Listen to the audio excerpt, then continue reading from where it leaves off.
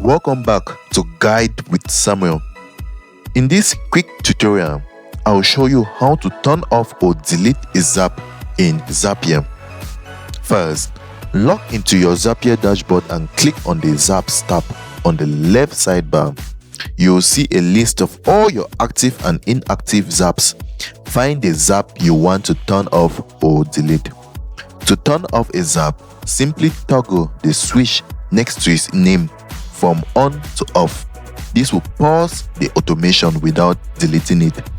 If you want to delete the Zap completely, hover over the Zap and click the three-dot menu icon on the right, then select delete and confirm your choice.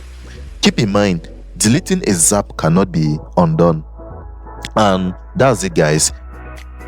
You now know how to easily manage your Zaps by turning them off or deleting them. If this was helpful, don't forget to like and subscribe to Guide with Samuel for more helpful tutorials. Thanks for watching.